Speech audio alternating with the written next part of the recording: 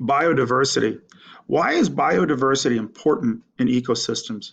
It's from page 121 in your TCI ecology book. This is the introduction. Let's take a look first, though, at the images of the creatures, large and small, that are on your screen right now. That's a lot of diversity. They look different. They're different sizes. They're different colors. Um, Certainly different species of animal. Um, Pretty cool.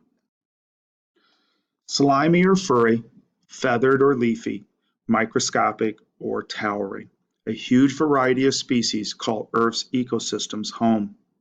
When you go to a local park, think of the organisms you see there: the trees, plants, birds, and insects. If you use a microscope to examine the soil under a rock or leaf, you might find tiny worms, single-celled organisms, and even bacteria.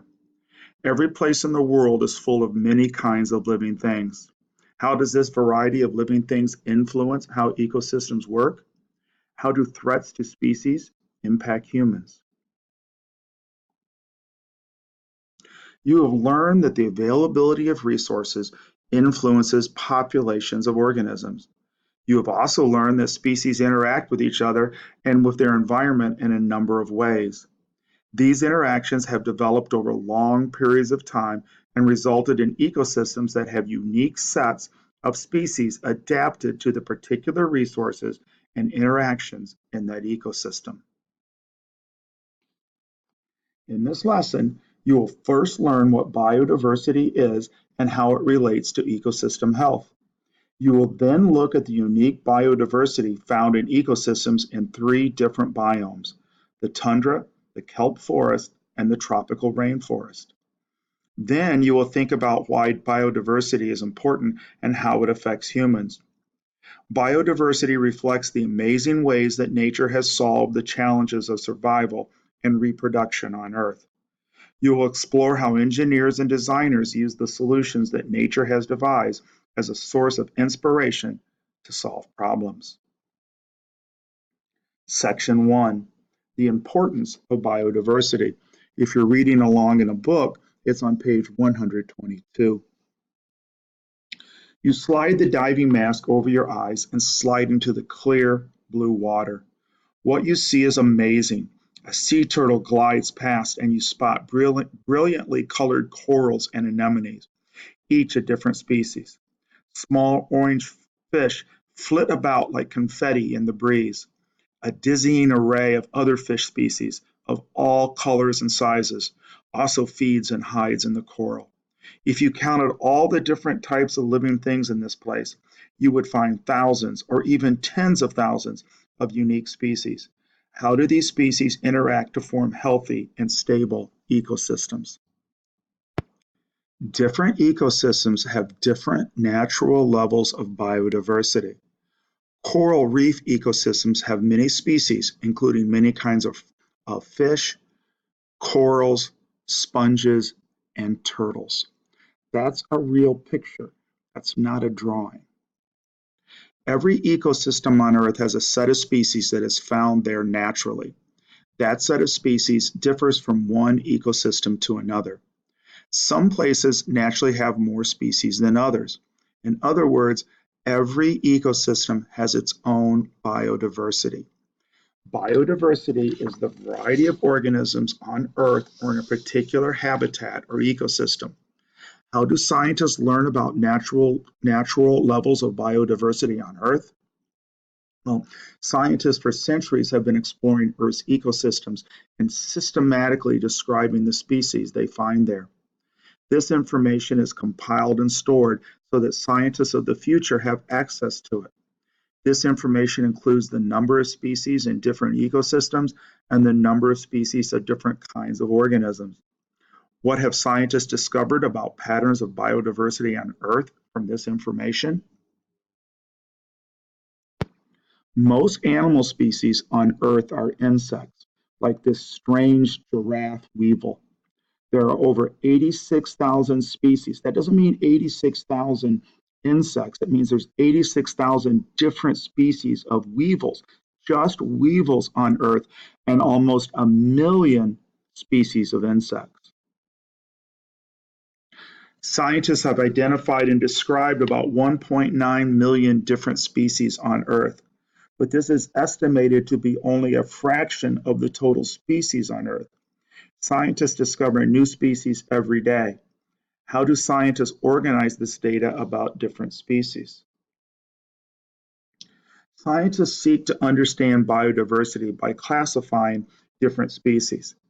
They organize related species into larger categories such as plants, fungi, and animals. There are also single-celled organisms and algae. What patterns do scientists see in the biodiversity on Earth? Scientists seek to understand biodiversity by classifying different species. They organize related species into larger categories, such as plants, fungi, and animals. There are also single-celled organisms and algae. What patterns do scientists see in the biodiversity of Earth? Take a look at that screen right there. We're in that other animals part. We're in that yellow part over there. Boy, there's a lot of insects. A lot of plants. Some categories of species are more numerous than others. Figure 1 organizes all of Earth's known species into groups of related organisms. Each web in the circle chart represents a group of species, such as plants or fungi. Notice that some wedges are larger than others. The wedges are different sizes because some groups have more species than others. Producers such as plants, algae, and many unicellular organisms may make up most of the biomass on Earth, but together these groups represent less than a quarter of the world's total species, 23%. So now understand, there are all kinds of plants, more plants than anything else, but in terms of the different types of species, there's less types of plants than there are of insects.